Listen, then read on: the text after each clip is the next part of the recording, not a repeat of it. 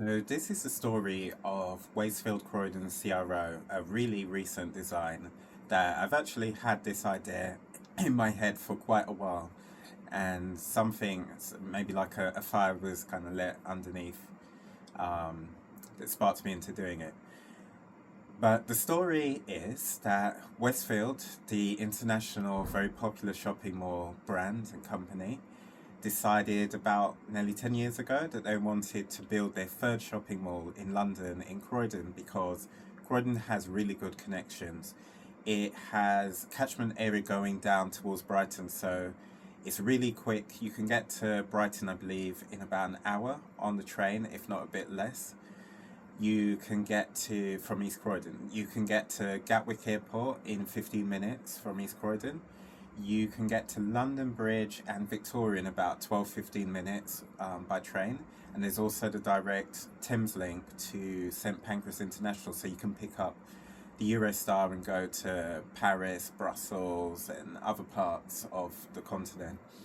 So Croydon is really well placed for being a retail hub because it's got those good connections. So sadly, in the this decade that we have waited and waited, nothing has been built. And for me, that's not even necessarily the worst thing. I think there's two things. I think there's very poor communication from Westfield with the community, and I I know I'm not in business. I'm a creative, but I travel around other parts of London, and I see how the creative community are tapped into to help that community and in turn help the creative community. And I look at all these empty units and I think, yes, we've got turf projects, which is really great. We had actually an exhibition in the former Milan bar, the Weatherspoons, in the town centre near our cinema, which was amazing. I was talking to somebody who's from a totally different part of London who went to this exhibition and it attracted people and it was really good.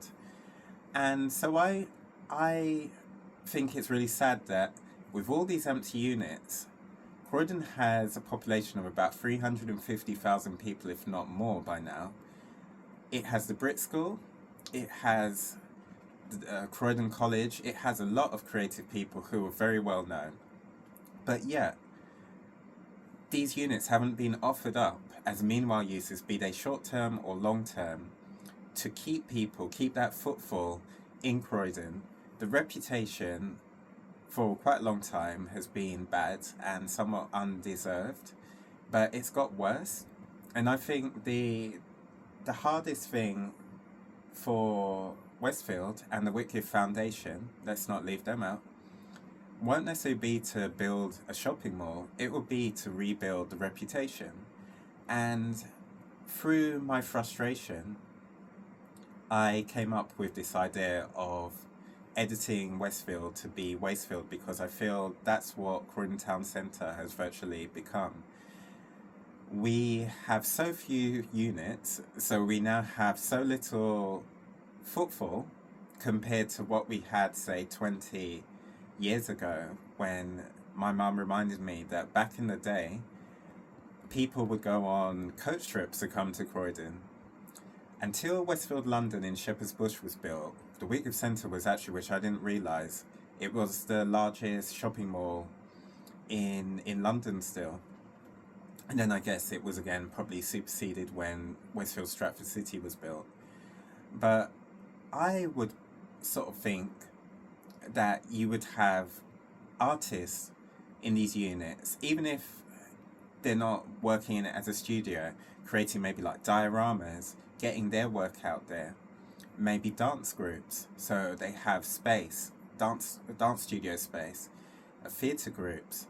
I think the possibilities are so broad that could be in there, and absolutely nothing has been done virtually. Yeah, as I said earlier, there's turf projects, and there is another project with a couple that I know, which I can't remember, but I'll flash up on the screen what it's called.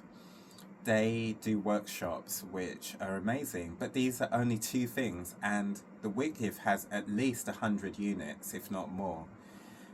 And it's just crazy. So, yeah, that's the story of Wastefield Croydon CRO. And if you like this design, you can grab it at www.cdnstore.uk. And if you like this video, please do subscribe, like, and share as well.